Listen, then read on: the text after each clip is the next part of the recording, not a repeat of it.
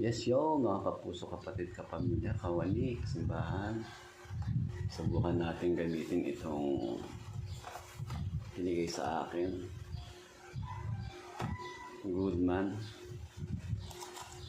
Yan.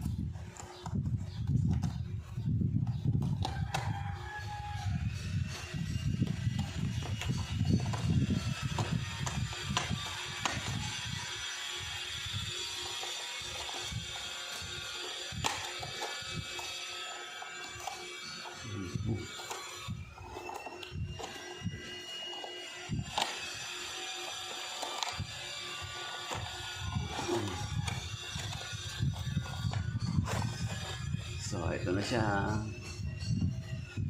Subukan natin gamitin.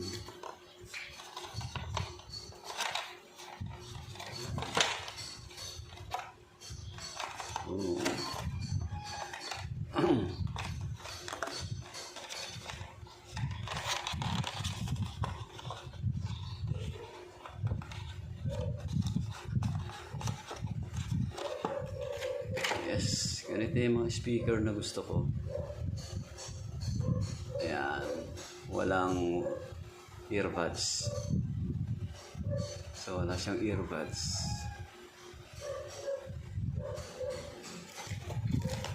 Ang tatak niya ay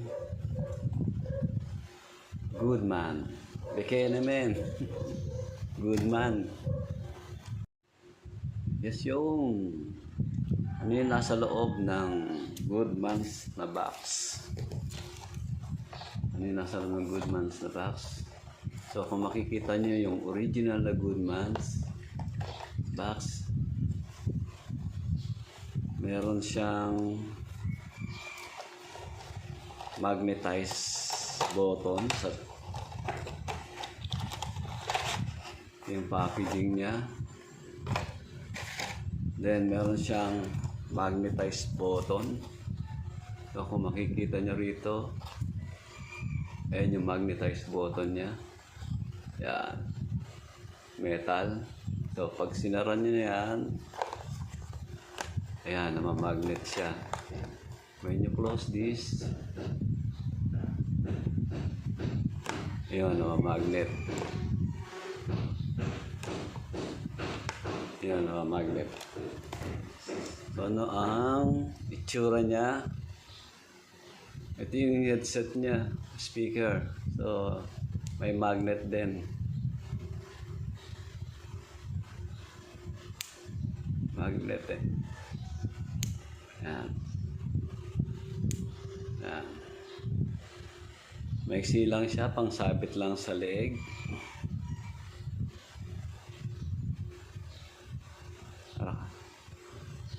Ganyan lang siya. Pwede na siyang ilagay dito sa likod. Ayan. Tapos, ang kanyang control. Ito yung kanyang control. Positive, negative ng volume. And then yung master button niya sa lahat ng function for USB. And for Bluetooth. May kasama siyang USB port charger, Android. Ayan. Meron din siyang kasamang, siyempre, yung instruction manual. Napaka-importante sa lahat.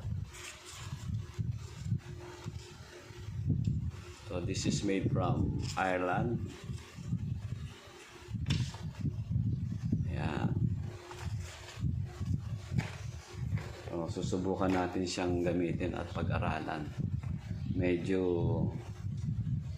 for the first time ngayon lang ako nagkaroon ng ganitong headset.